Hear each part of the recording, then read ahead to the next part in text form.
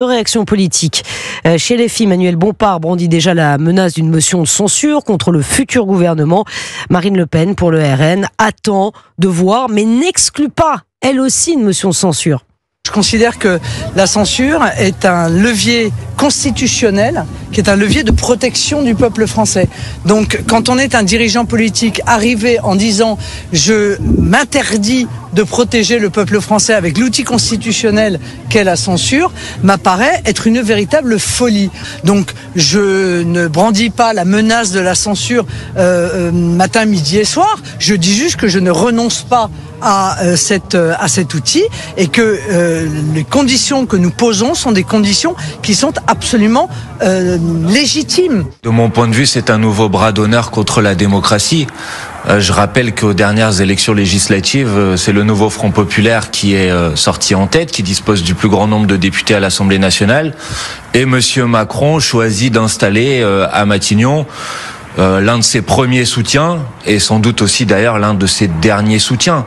Et donc clairement, Monsieur Bayrou inscrira sa politique dans la continuité de la politique macroniste qui a pourtant été largement rejetée par le peuple français ces dernières semaines et ces derniers mois.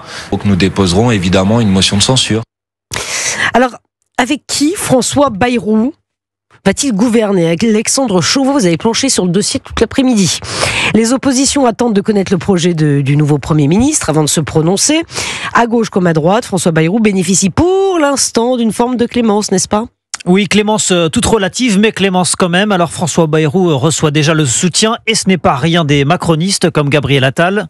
Je pense que François Bayrou, c'est la bonne personne au bon moment, au bon endroit, pour répondre aux aspirations des Français qui aspirent à une forme de sobriété, de tranquillité et surtout à une unité pour l'intérêt du pays et pour leur vie quotidienne. Le Rassemblement national de son côté affirme qu'il ne censurera pas François Bayrou par principe, même si Jordan Bardella pose ses conditions. Ce nouveau Premier ministre doit prendre en considération la nouvelle donne politique et il doit entendre qu'il n'a pas de légitimité démocratique ni de majorité à l'Assemblée nationale, ce qui suppose donc un dialogue nécessaire avec l'ensemble des forces représentées au Parlement. Et puis le PS et les Républicains observent peu ou prou la même position. À gauche, les socialistes n'entreront pas au gouvernement, ainsi qu'ils l'avaient promis si le Premier ministre n'était pas l'un des leurs. Même si la censure ne sera pas automatique, pour épargner François Bayrou, le PS réclame notamment le non-recours au 49.3 et une totale indépendance vis-à-vis du Rassemblement national.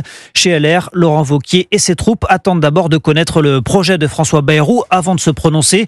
La droite décidera en fonction d'entrer ou non au gouvernement. LR devrait en revanche renoncer à toute motion de censure au nom de l'aspiration à la stabilité. Merci beaucoup Alexandre Chauveau, nous suivrons ça évidemment avec beaucoup d'attention.